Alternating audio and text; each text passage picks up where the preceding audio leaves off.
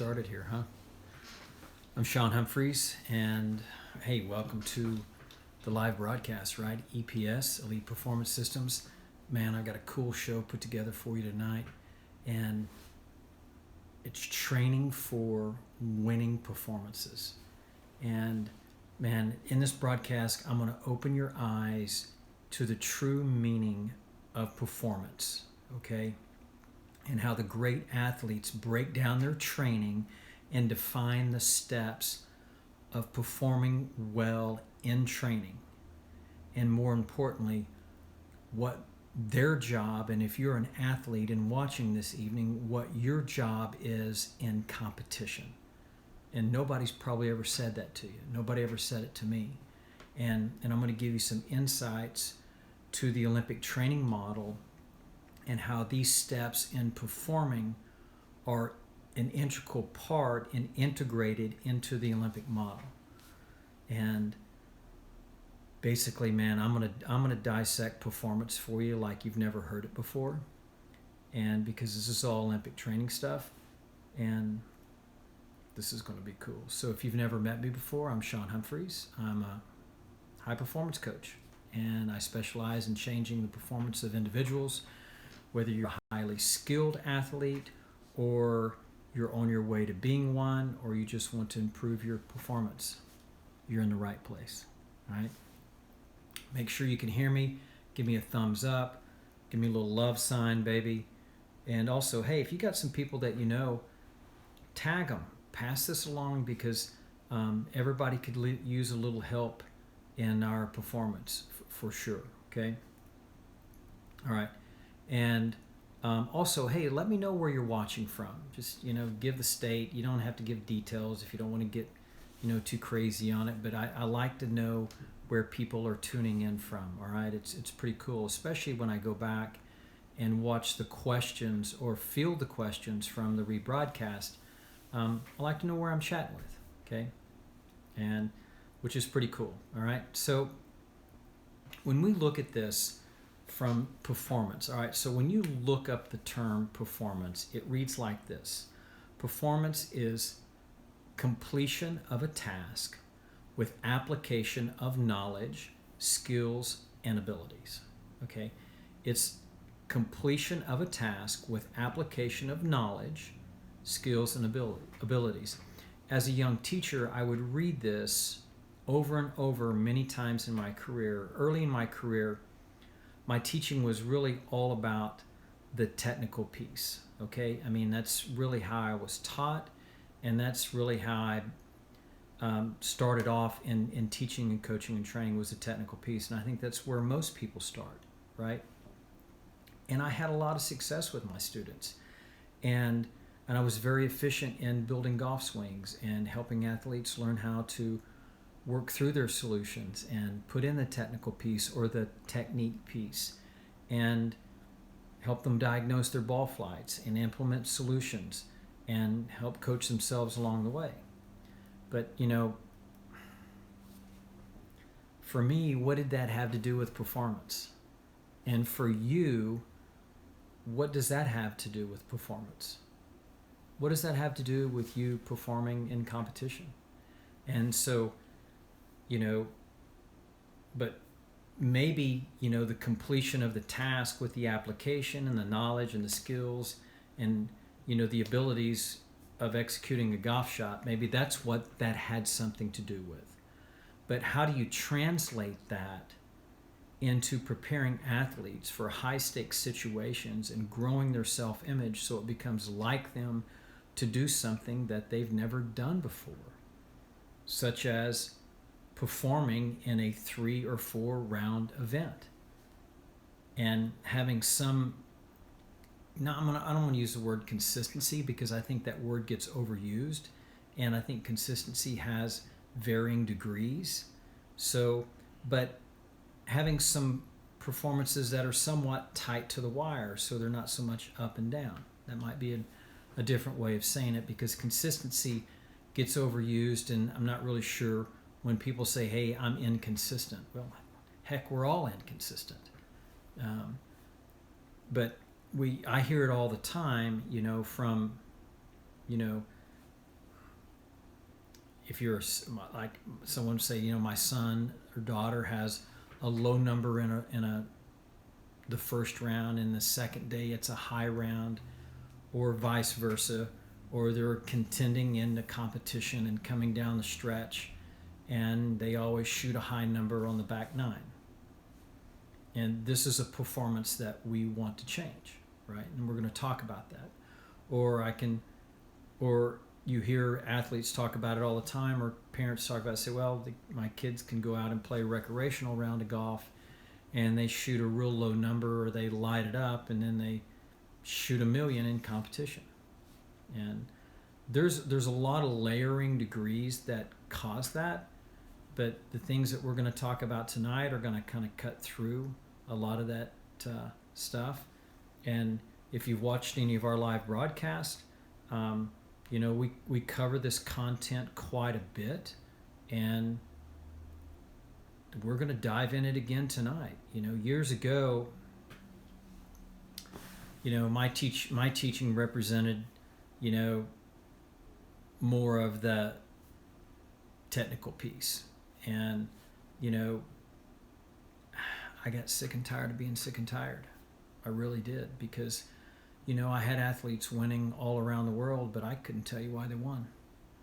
And more importantly, I couldn't tell you why they lost. And every time I would go to help them, it was always working on the golf swing. But I was good at it, but I was getting results, but I didn't know why I was getting results. And I really didn't know how I was getting results. And frankly, it was probably purely just from the skill set that the people that I was working with. And usually that's we're going to dive into that tonight.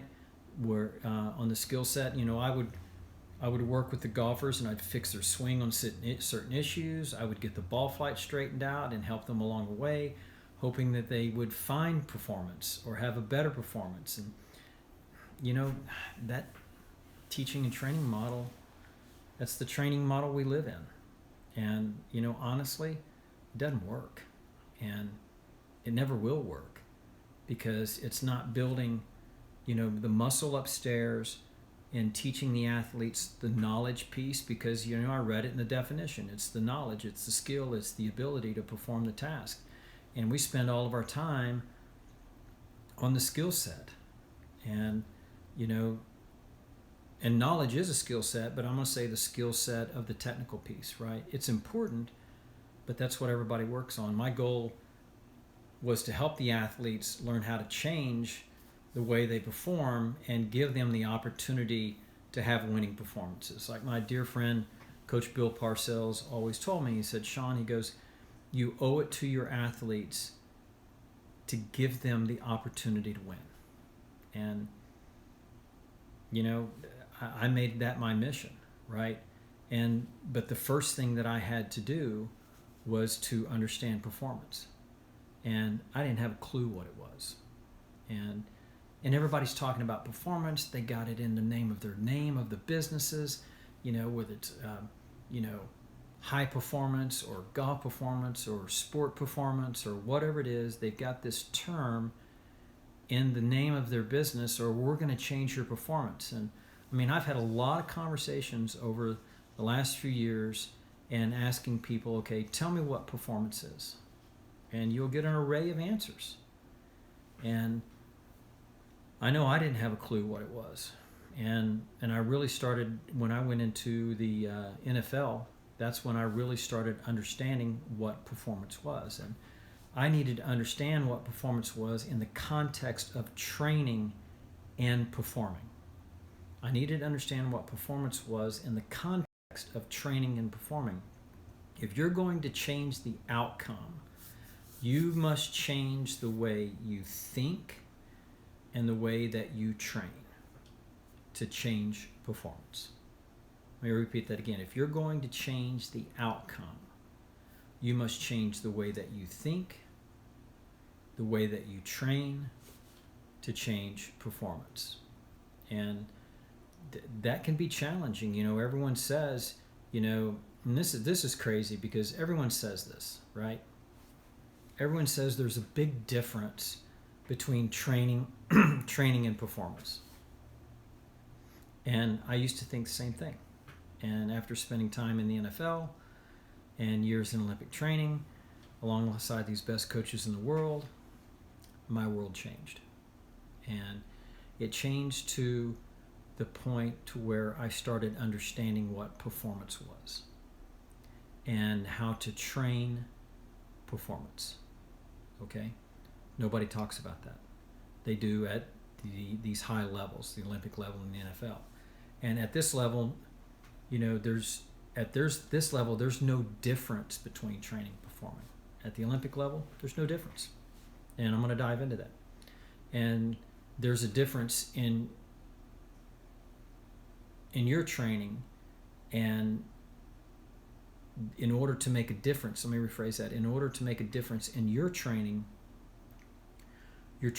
must have higher consequences than the competition. That's one aspect, okay? So after about 10 years of Olympic training and years in the NFL, I now understand what performance represents and how to train athletes and teams to have winning performances in training. Now, let me repeat that. To have winning performances in training. If you want it to become like you to do something that you haven't done before, you need to train like it's you to do something that you've never done before. Then it starts becoming like you to do it, and you're giving yourself, an opportunity to carry over to competition. See, that's never done in this sport. It was never done in golf, and I got really frustrated with it, and that's why I stepped outside of my space, back in 2000. And I looked all around, and no one's doing it, but they're doing it in all the other sports, and that was important to me, and I'm glad they were doing it in other sports. So what if I told you your job in training is to isolate and master steps of performing well? What if I asked you, or I told you your job in training is to isolate and master the steps of performing well? What would you say? What would you do? How would you go about it? How do you master the steps in performing well? And I'm going to go into that as we keep peeling this back one layer at a time. All of this stuff is really going to start making sense as me just start jumping into the bread and butter of this piece.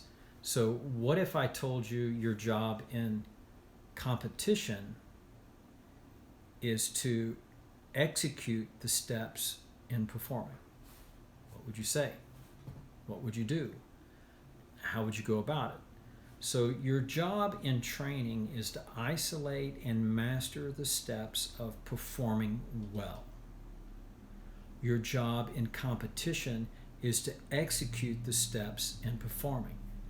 That's it. That's your only job. But what are these steps? We're going to get to that. Here's something interesting. When you talk about winning, is that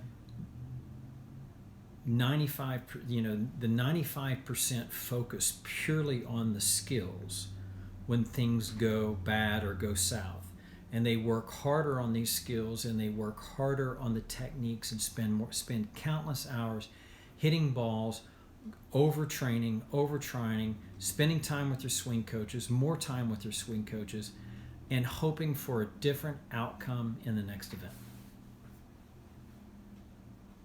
Let me know if this happens to you, because I used to do it, okay, years ago. That's the 95%. The 5% and Olympic athletes work on this. Before I get to that, the 95% of all the winning is done by the same 5% 95% of the time. Just think about that for a second. Think about Major League Baseball, right? Okay. Washington Nationals got them one this year. And matter of fact, I work with a pitcher that pitches for the Nationals. and they got sick and tired of being sick and tired. But who did they have to go through? They had to go through the Astros, right? The Astros have always been there, at least for the last few years. Kansas City Royals, New York Yankees, LA Dodgers. Look at in basketball, right? Golden State. How many championships did they win, right? 5 or so. And then Toronto got sick and tired of being sick and tired. San Antonio's always there, right? Cleveland was there. Miami was there.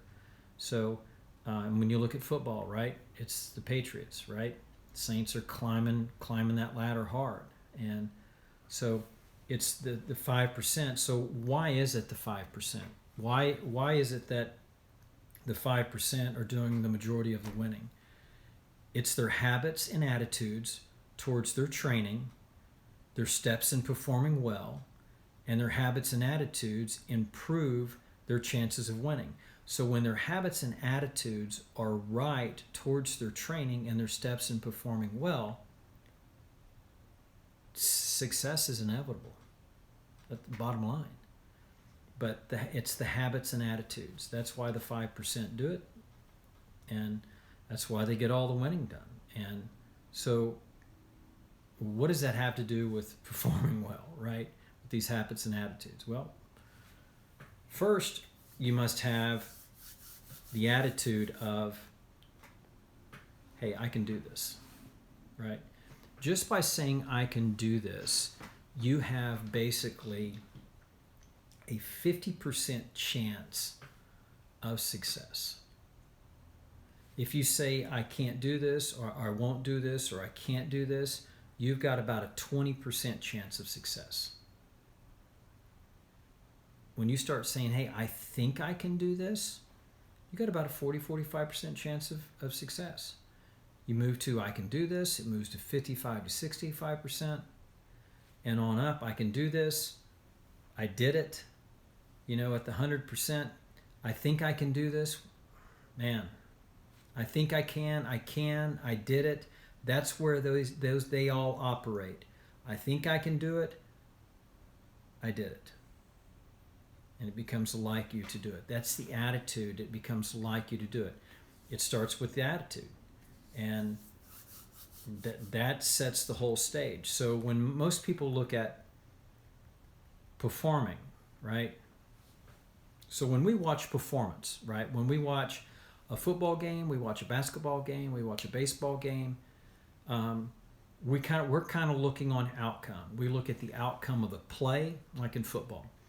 We look at the outcome of the play and how much yardage they made on that down, and whether they caught the pass or not, and if such as a receiver running a particular route and he catches a great pass. We're watching the player catch the pass, right? We're watching that outcome. Or a golfer hitting a shot. You watch the swing and say, wow, man, he's got a really, really pretty swing. I like the way he swings at it, and he hits it really far, or oh my gosh, he hit it so close to the flag on that shot. And we say maybe that receiver had a really good performance that day. And that performance to us, excuse me, is the outcome piece. And maybe that golfer had a great performance that day and shot 67. Again, looking at the outcome, all right? So, how do you train that? Okay? How do you train to have better performances, or even potentially to have, why do these athletes have great performances? The great catches, the great shots, the spectacular putts, the amazing shots close to hole. And how do they do that in competition? Okay? In conjunction with training an athlete's skills, we train the athlete to learn the steps of performing well. Okay? In conjunction with training the skills, okay, we train them to have the steps of performing well. It's critical. It's critical in developing athletes. And our world is kind of skewed on the technique side.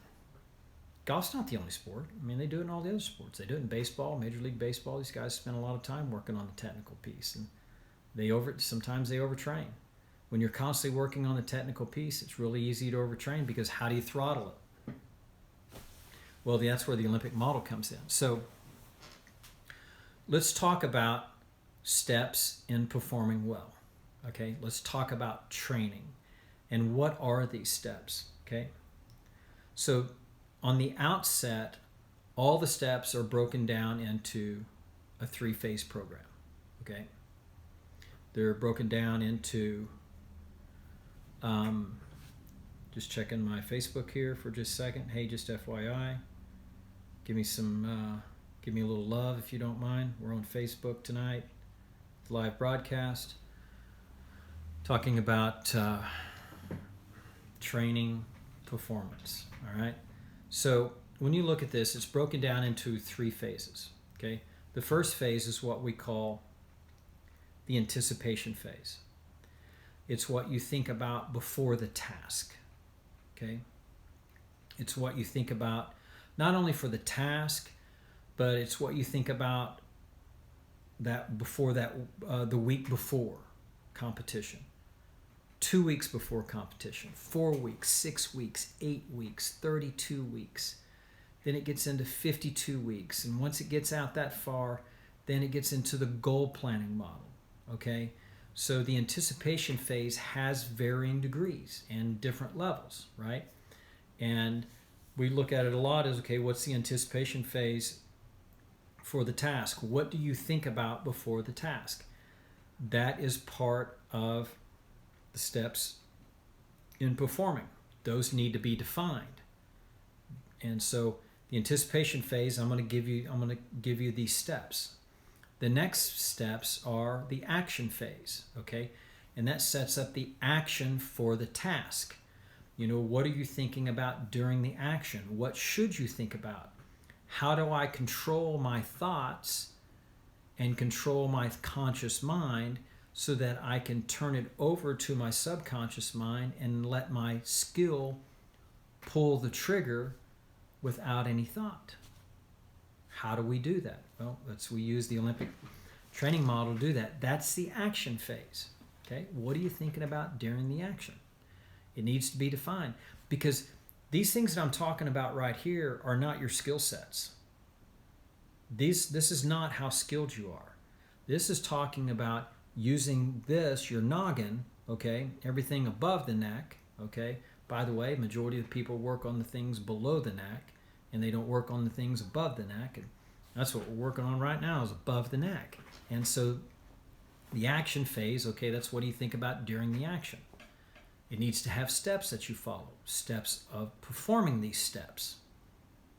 You with me? Performing these steps. That's where we're going at with this, right? Just like in the anticipation phase, these are steps that you have to learn and master and replicate.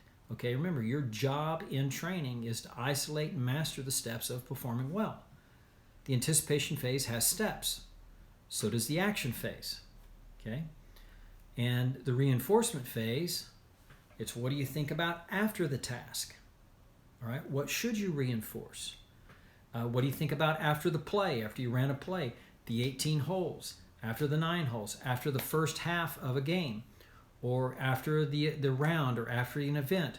What should you reinforce? Well, those have steps that you need to reinforce, especially after the task. After you hit a shot, what should you reinforce?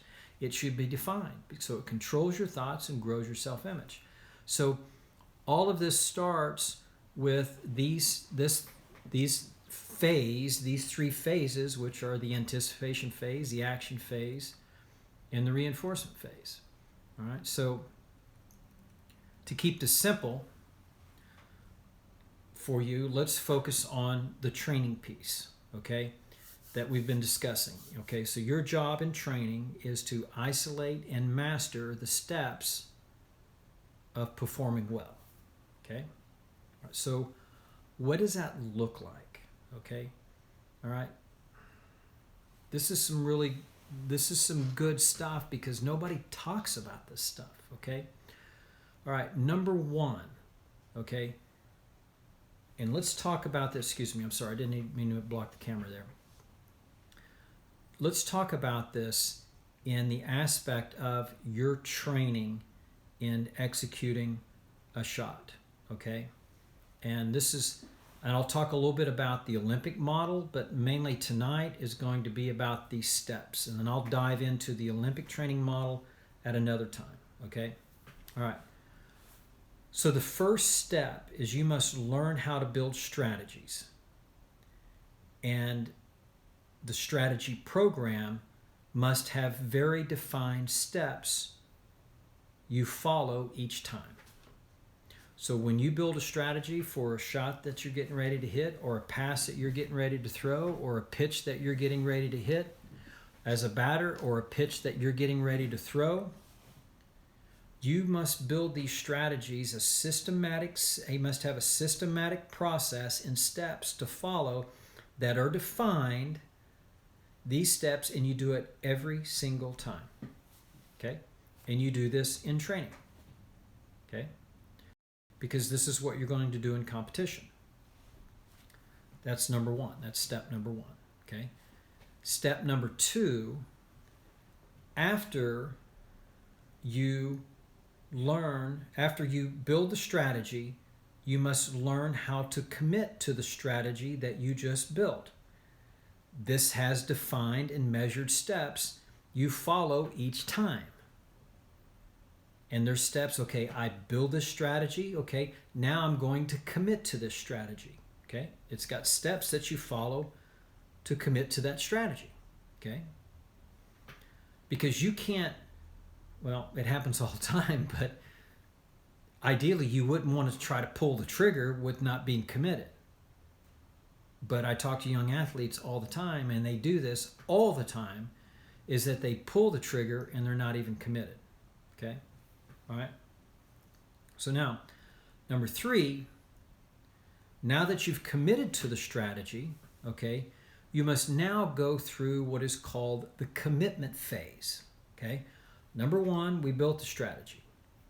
Number two, we committed to the strategy. Now, number three, we've got to go through the commitment phase. This is where you rehearse, okay, the exact movement you plan to use for the task. This is the exact movement where you rehearse that you're going to use to perform the task, okay? This is what is called the commitment phase. So you've taken your strategy that you've committed to, okay? Or you take your strategy that you built, and in the commitment phase, this is where you select your club and you're committing to that strategy. Then number three, you go through the exact commitment phase of rehearsing the exact movement that you plan to use for the task. It's got to be defined, it's got to be measured, it's got to be timed. Every one of these are defined, measured, and timed. Okay? Now, once you rehearse this task, okay, now it's time for you to go in to execute the shot. But next step is that you have to run the mindset program. You just don't jump in and hit the shot. You've got to have a thought process that is designed to occupy your conscious mind, and it's done in steps so that you can turn this over to the subconscious, which is your skill, so you can pull the trigger. So it's broken down into 3 steps so the athlete can replicate and duplicate. More importantly, the mindset programs allows the athlete to control their conscious thoughts so that it can turn it over to the subconscious, and they can pull the trigger, hit the shot, throw the pitch, throw the pass, hit the ball without any thought at all. Okay? Now, after you execute the task, okay,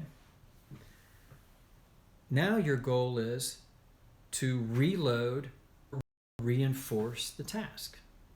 Okay? So remember we talked about in the beginning the 3 phases, the anticipation phase, building the strategies. That's where you commit to the strategy and you run the commitment phase. That's the anticipation phase. The action phase is where you're running the mindset program, the 3-step mindset program. Okay? You execute the shot. And then after you execute the shot, the third phase is the reinforcement phase. And we're reloading the information after that shot.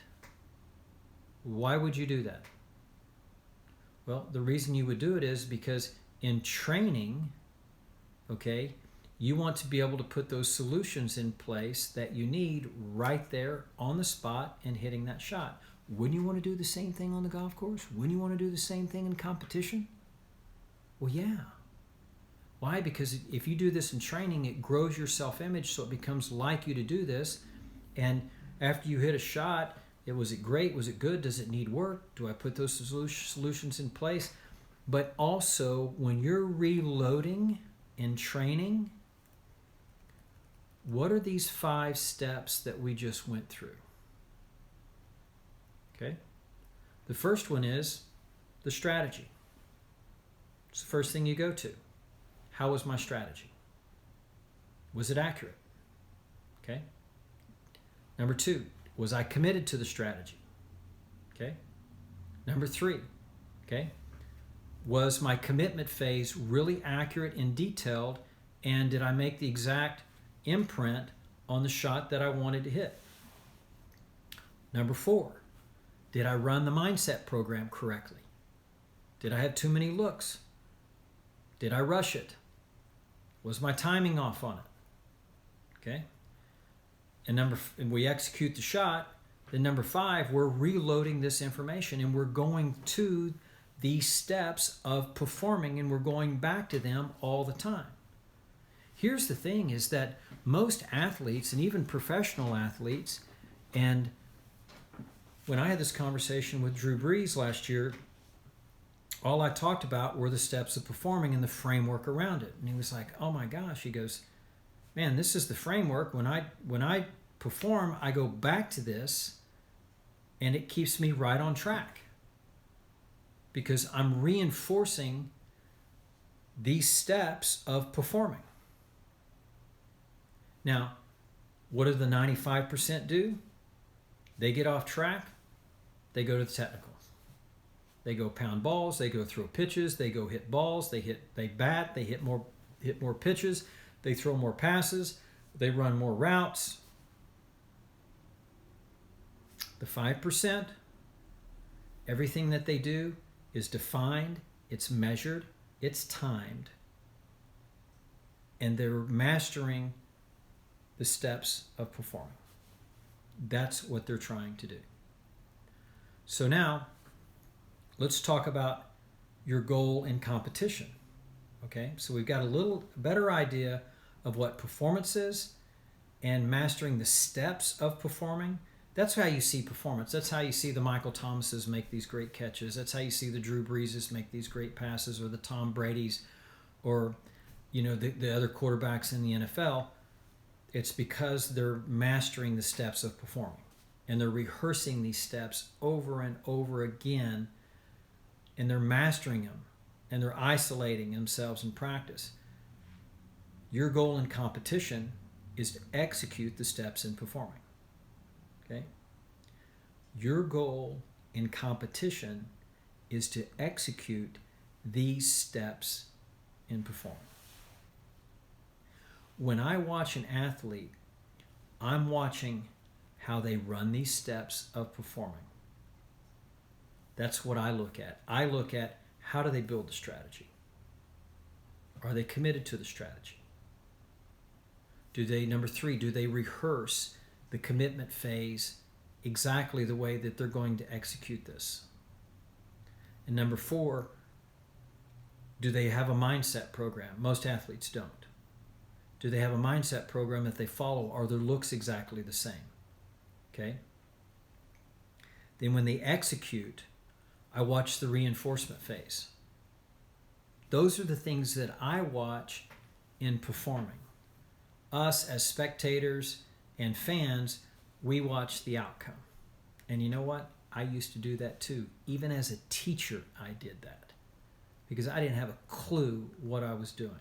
But now that I understand, it's defined, it's measured and timed, I got a systematic approach to every bit of this. And if you follow our post on Facebook, you see these young kids that I'm working with having, busting 300 4-footers in a row.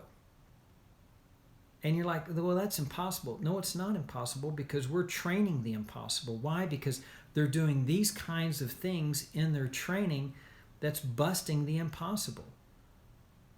I mean, that 12-year-old kid that I'm training, she just made 80 in a row from 4 feet. And it's the way that they train. They're training for the impossible. Okay? I don't know if you just saw that Victor Holland, I think that's his name. I may be butchering it. Sorry if I am. Former Oklahoma State player, now on tour, and he graduated with Wolf, and he just now set a new PGA Tour record of consecutive rounds in the 60s. And, I mean, the last time that anyone came close to that was in 1985. And it's the way these guys are training. And they're so hyper focused on performing these steps in training that when it comes to competition, man, it's like it feels light, it feels easy. And when that's paired with the Olympic training model, so that you don't overtrain and you're constantly testing it, that's what the Olympic model does. It allows you to train for feel, then it trains for executing the shot, then it trains you for the area that you're performing in, then it trains for competition. And then that allows you to master and replicate these steps of performing, and you start testing it in your training. Man, that takes it to an entirely different level. And I think I've told you, I've got a buddy of mine that I work with out in Seattle, and I've been working with him for a few years now, and he's now at 6 feet, right? He started at 4, he's at 5, he's at 6, and his personal best, when I talked to him, it was a couple months ago when I talked to him, and his personal best was like 67 or something like that, in the 60s, which is incredible at 6 feet when you really think about it. And his new personal best is 93 in a row. 93 in a row from 6 feet. I don't know tour players that can do that. I don't know tour players that train like that. But, these younger guys that are coming on board, that come through these types of programs like at Oklahoma State, man, these guys learn how to train. They learn how to master the steps of performing.